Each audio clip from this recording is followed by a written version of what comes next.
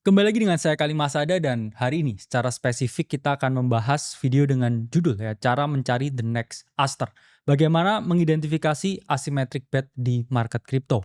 Kita tahu Aster salah satu aset yang naik lebih dari 10 kali lipat semenjak di-seal oleh Changpeng Zhao, salah satu founder dari centralized exchange paling besar di dunia. Dan kita sempat bahas ini juga untuk member Akademi Kripto yang ada di dalam. Jadi kalau teman-teman pengen bergabung ke komunitas gratis kita, bisa klik link Discord di bawah. Ini pun juga sempat kita bahas di live margin call dan teman-teman yang ikut ya waktu itu di 0,6 pasti udah cuan lebih ya dari 3 kali lipat, 300% free call buat teman-teman yang di luar dan itu hanya sebagian kecil apa yang kita lakukan di dalam. Nah, hari ini kita akan membedah ya teman-teman secara spesifik, secara objektif gimana sih caranya mencari the next Aster. Kira-kira kalau kita punya portofolio, ya mau dialokasiin ke beberapa aset altcoin, gimana sih cara cari aset yang naik berkali-kali lipat? Meskipun play seperti Aster ini once in a lifetime atau once in a cycle play, tapi kita pun juga harus siap ya mengidentifikasi pola-pola dan juga kecenderungan-kecenderungan yang lain yang akan disodorkan ke kita di masa yang akan datang. Jadi jangan sampai teman-teman ketika nanti ada opportunity baru seperti Aster, teman-teman missing out karena nggak siap. Nah, kita akan membahas cara mencari Aster, tapi kita akan membahas dua hal dulu yang menurut saya paling penting di sini. Pertama itu adalah memahami konsep asymmetric bet dan dua menggunakan ya pendekatan contrarian thinking.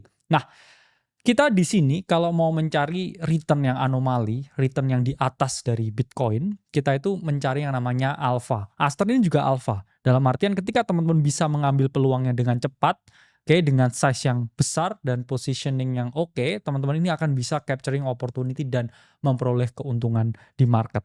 Jadi apa sih sebenarnya asymmetric bet itu? Jadi asymmetric bet itu merupakan suatu positioning ketika kita mengambil suatu trade atau kita mengambil suatu posisi yang mana potensi upside-nya atau potensi kenaikannya itu jauh lebih tinggi, berkali-kali lipat ya, berlipat-lipat ganda dibanding potensi kerugian yang mungkin kita dapatkan. Jadi kerugiannya bisa kita batasi dengan position sizes yang oke, dengan menerapkan stop loss ya, tapi potensi upside-nya atau kenaikannya itu jauh lebih tinggi daripada potensi kerugian atau downside yang bisa kita dapatkan. Jadi asymmetric bet itu misalkan kalau kita kehilangan itu kita bisa hanya kehilangan satu, tapi kalau kita bisa profit, kita bisa dapat profit 10.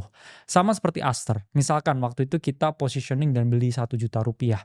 Kalau misalkan waktu itu Aster tidak perform, jumlah maksimal yang kita loss itu juga 1 juta ya. Kalau tiba-tiba itu tweetnya CZ di-prank atau misalkan itu paid seal atau misalkan itu mungkin di-hack ya. Maksimal potensi kita kehilangan di posisi yang kita masukkan itu 1 juta. Tapi kita lihat ya, upside potensialnya Aster itu waktu itu lebih dari 10 kali lipat. Dan teman-teman bisa cuan lebih dari 10 juta. Sementara potensi kerugian ya, atau loss-nya itu hanya di 1 juta. Nah, asymmetric bet di market crypto itu bisa teman-teman temukan. Ya, kalau kita ngomong kenapa di sini di new ya, banyak sekali teman-teman token-token, koin-koin di market crypto itu yang selalu catching the beats ketika dia adalah project yang baru. Saya selalu bilang teman-teman konsep di sebelumnya ya, new coin, new narrative, ya, new play itu selalu disukai ya 3N ini oleh para smart money. Karena gak hanya smart money, kita pun ada kecenderungan suka dengan barang yang baru. Jadi kalau teman-teman mau ngomongin asymmetric bet di market, itu juga harus berfokus ke koin-koin baru. Jangan kamu ngomongin, oke ini koin yang udah ada dari tahun 2018, ini alpha. Jawabannya enggak. Ada chance besar koin-koin, token-token tersebut tidak akan lagi melihat all time high yang baru. Jadi teman-teman harus paham bahwa itu harus teman-teman cari ya, atau teman-teman harus mengarah ke sana. New coins, new opportunity di new market.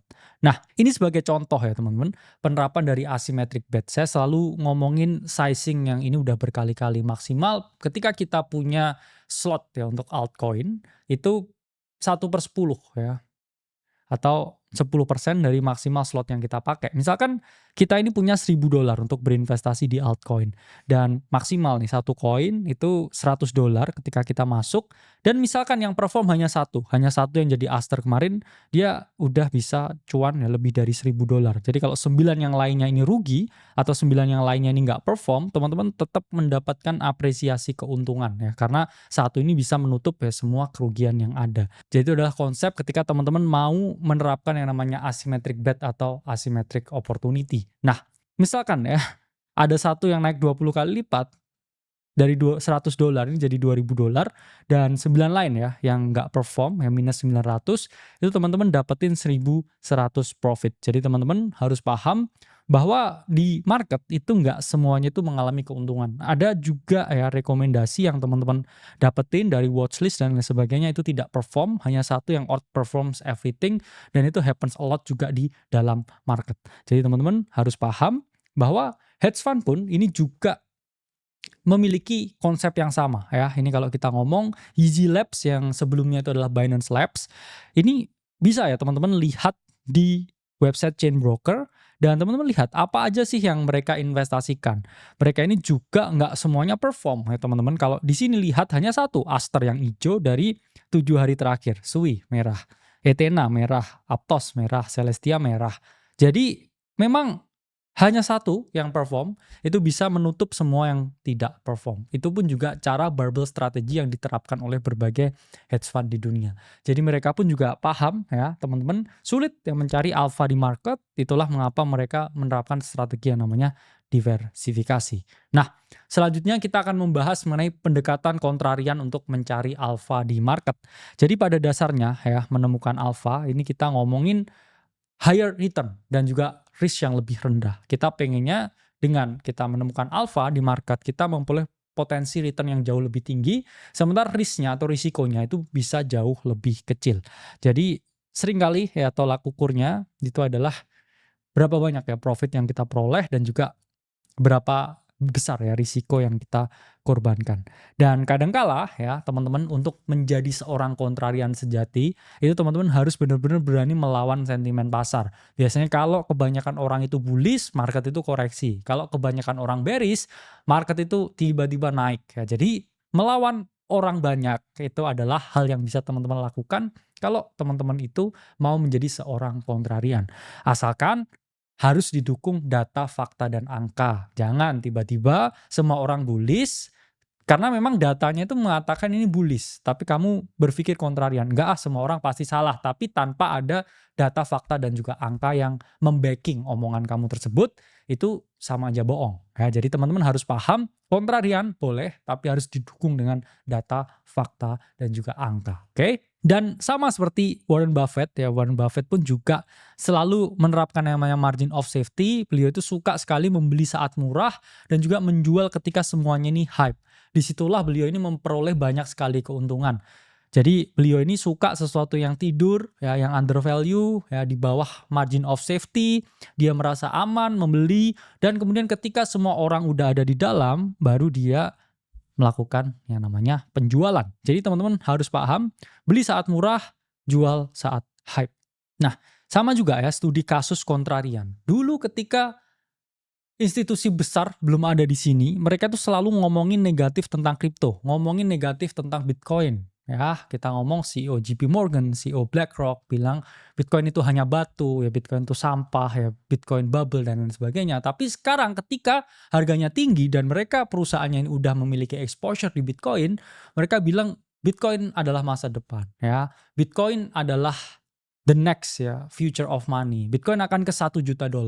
Disitulah sebagai seorang kontrarian sejati kita harus berpikir, kenapa dulu kok kamu nggak suka ketika barang ini under value? Dan ketika sekarang relatif over value, kenapa kalian malah suka?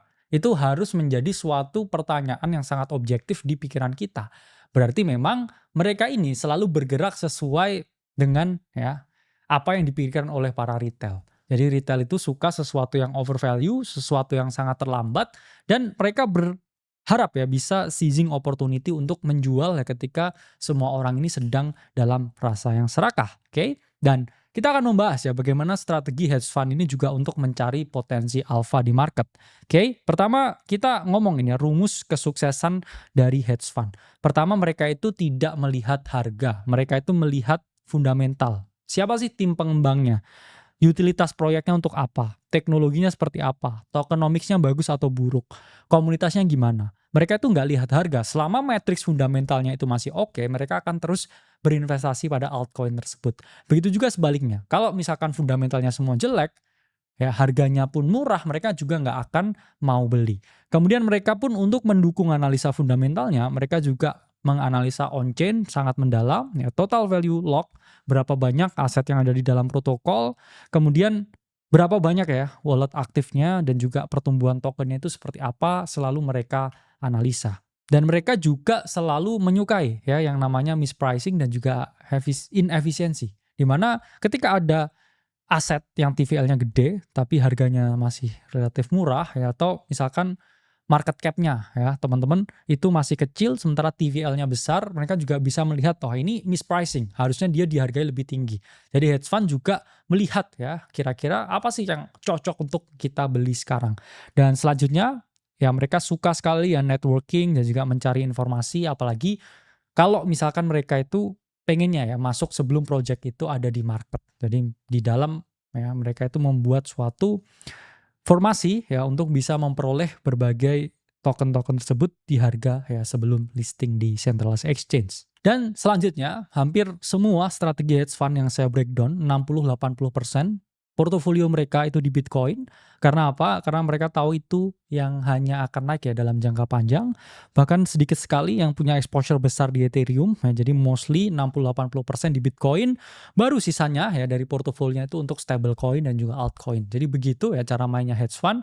Kalau kamu juga memiliki cara yang sama ya, kamu itu juga udah sesuai ya dengan cara hedge fund ya. Core satellite strategy yang udah saya bilang ke teman-teman itu juga patut untuk diperhitungkan. Mencari the next big thing seperti kita mencari Aster itu memang tidak ada sesuatu yang pasti. Ada kombinasi seni dan juga sains yang mana banyak ya analisa teknikal, fundamental, ya, indikator sentimen, tapi teman-teman harus bisa capturing that moment in the right time, in the right place, with the right size.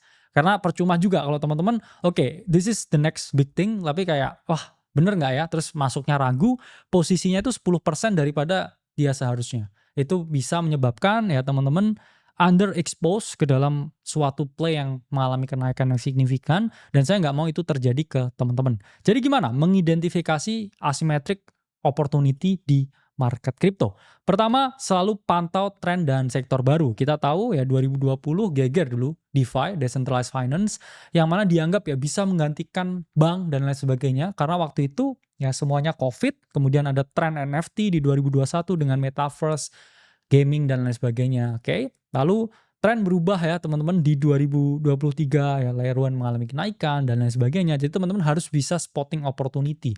Kalau sekarang mungkin dua ya teman-teman, sektor yang harus teman-teman perhatikan. Pertama itu adalah sektor stable coins. Kenapa? Karena growth-nya itu sangat tinggi, dan sekarang ya Alpha saying bahwa banyak sekali blockchain yang dibangun khusus ya untuk transfer stablecoin dan juga utilize stablecoin. Jadi stablecoin naratif adalah naratif yang harus kita perhatikan sekarang. Dan yang kedua, oke, teman-teman harus memperhatikan narasi perp DEX ya, atau perpetual decentralized exchange, yang mana udah ada ya sebenarnya dari zaman DYDX dan lain sebagainya, AEVO, cuman mereka ini nggak capturing better than Hyperliquid. Jadi Hyperliquid itu punya komunitas, punya jaringan, punya produk yang benar-benar seamless, okay? Dan dorongan dari komunitas itu yang creating a lot of demands. Dan sekarang setelah munculnya Aster, teman-teman bisa lihat bahwa saya ngomong ini marketnya udah mulai menjenuh ya. Jadi my key takeaway untuk beberapa bulan ke depan, saya melihat Aster ini akan mengalahkan Hyperliquid karena kita tahu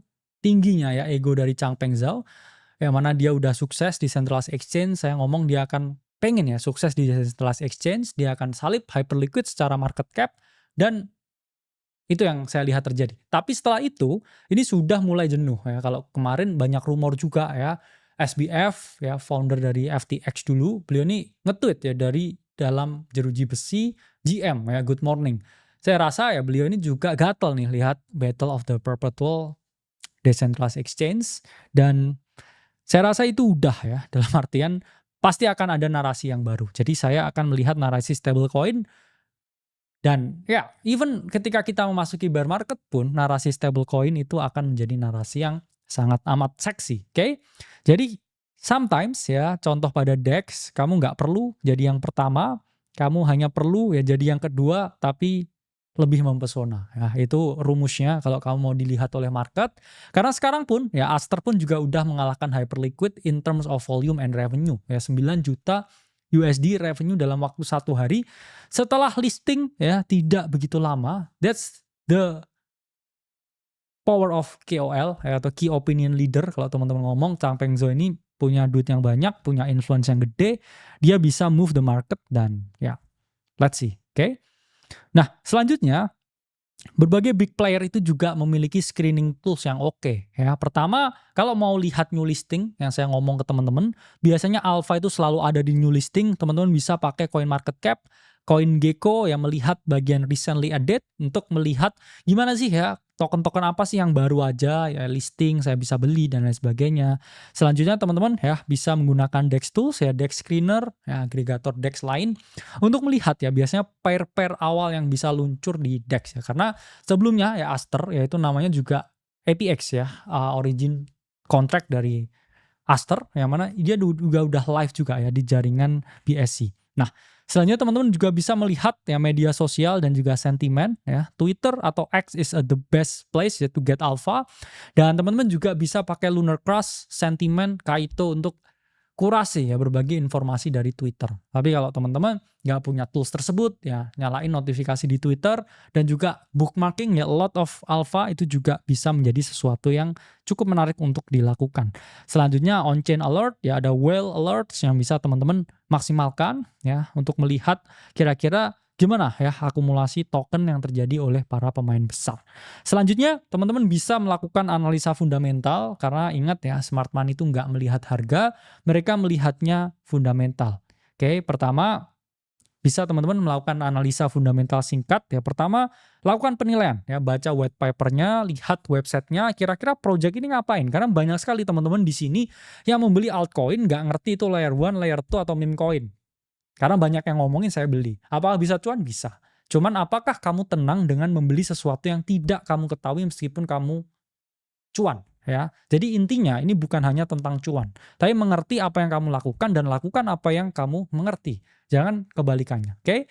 Lihat, cek tim ya sama seperti the old man saying ya orang itu berinvestasi pada orang bukan pada barang. Kalau orangnya bagus, barangnya pasti bagus. Lihat projectnya dulu seperti apa. Jangan orang ini udah pernah gagal dengan project terus kamu mau invest ya. Hati-hati dengan orang yang pernah gagal dengan project.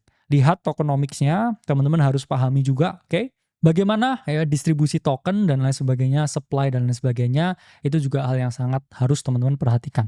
Selanjutnya ya lihat komunitas ya aktif atau enggak, di Twitter gimana ya jaringannya meningkat atau enggak ya orang yang pakai, dan itu sangat penting untuk teman-teman lakukan. Nah, selanjutnya teman-teman bisa melakukan cek on catalyst dan juga momentum.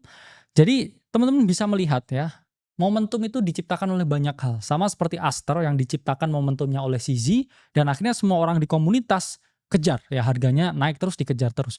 Dan ada beberapa katalis dan momentum yang bisa teman-teman perhatikan. Pertama, apakah ada fitur baru? Sama seperti Aster kemarin, akhirnya dia juga confirm ya bahwa kita akan melakukan buyback dan kita akan luncurin ya teman-teman sebuah jaringan layer 1 ya untuk mereka bisa bridging money dengan lebih oke ya. Selanjutnya pun mereka juga akan ada ya mobile version. Bayangkan ini hal yang bahkan Hyperliquid pun sampai sekarang urung lakukan. Jadi teman-teman juga harus melihat ya ada katalis positif yang ada di market. Dia juga akan listing di bursa besar ya, bursanya CZ, checksnya CZ juga belum listing, oke.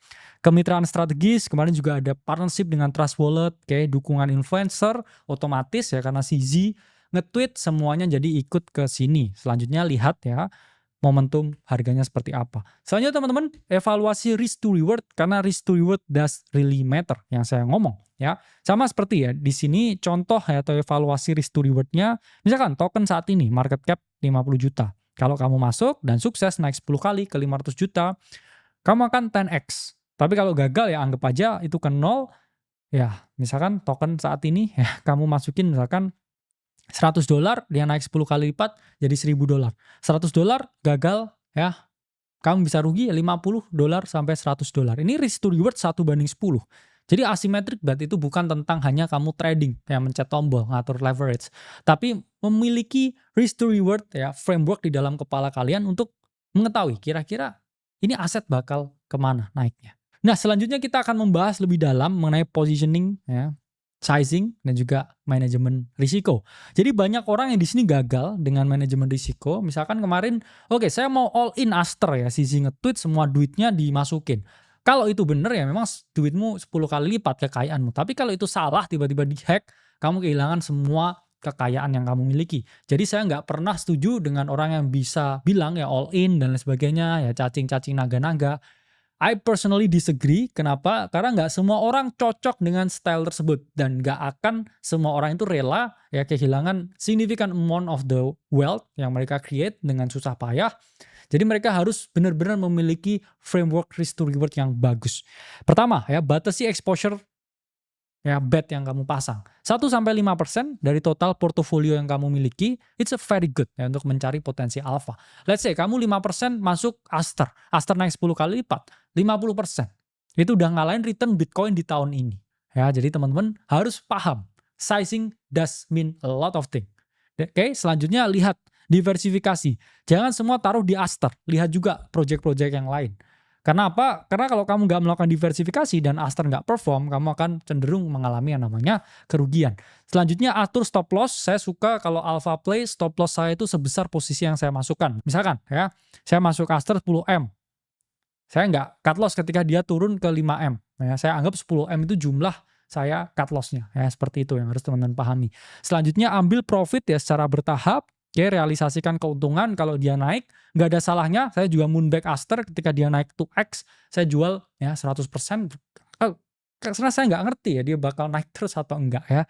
Jadi itu penting untuk dilakukan dan sekarang ketika dia terus naik ya saya masih memperoleh yang namanya keuntungan. Selanjutnya evaluasi portofolio secara berkala, kira-kira masih bisa hold lebih lama atau enggak. Oke. Ini ada beberapa studi kasus ya asymmetric bet yang berbuah keuntungan miliaran. Oke. Ini contoh ya, dulu banyak sekali ya orang yang menganggap ya Shiba Inu koin yang ya hanya viral-viralan, tapi banyak juga ya dulu janitor ya, atau pekerja kebersihan di New York ini invest $8.000 dan menjadi 5,7 billion ya, kekayaan tiba-tiba jadi ratusan. Oke. Ratusan T ya. Bayangkan ya 100 T dari hanya duit ratusan juta. It was wild ya waktu itu. Saya pun juga kaya dari Shiba Inu. Ya, let's be real. Ya, itu juga salah satu jumpstart kenapa saya juga bisa di sini. Ya, saya tidak menampik fakta adanya keberuntungan. Yes, it means a lot. Ya, luck itu it means a lot. Tapi balik lagi ya, saya punya framework di pikiran saya. Waktu itu pun saya juga hanya masuk $100. Saya melihat risk to reward-nya ini bisa naik 10 kali lipat. Oke. Itulah mengapa ya saya invest hanya $100 dari modal saya yang waktu itu hanya 120 juta setelah berkembang ya dari 30 juta aja.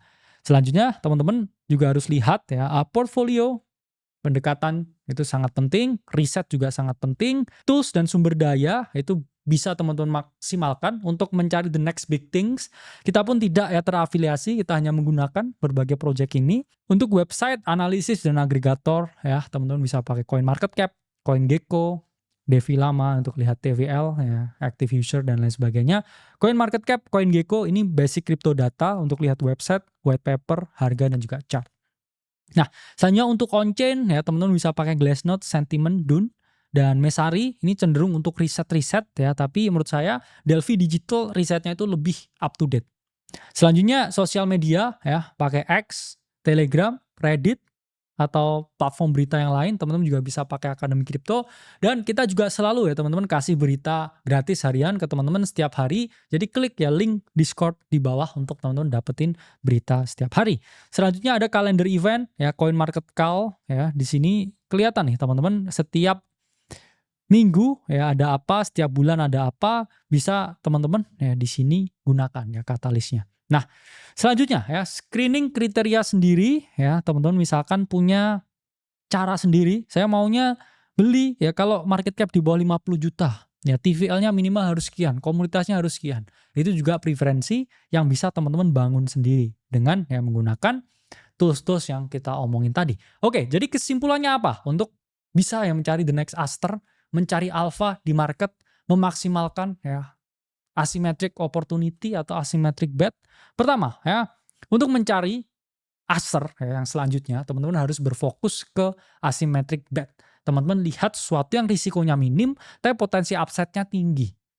Oke, jangan sampai kamu mikir seperti ini. Oke, saya rela posisi ini hilang semua, tapi potensi naiknya itu hanya 50%. Yaitu bukan risk to reward 1:10, yaitu risk to reward 1:0,5. Ya, itu sangat buruk. Jadi selalu berpikir, ini bisa naik 10 kali lipat nggak?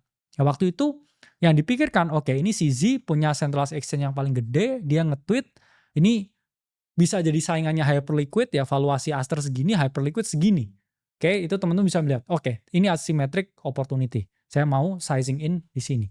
Selanjutnya ya, sangat penting ya untuk teman-teman menerapkan yang namanya portfolio sizing. Jangan oke ini bisa naik 10 kali lipat tapi semua uangmu kamu masukin dan tiba-tiba dia nggak perform.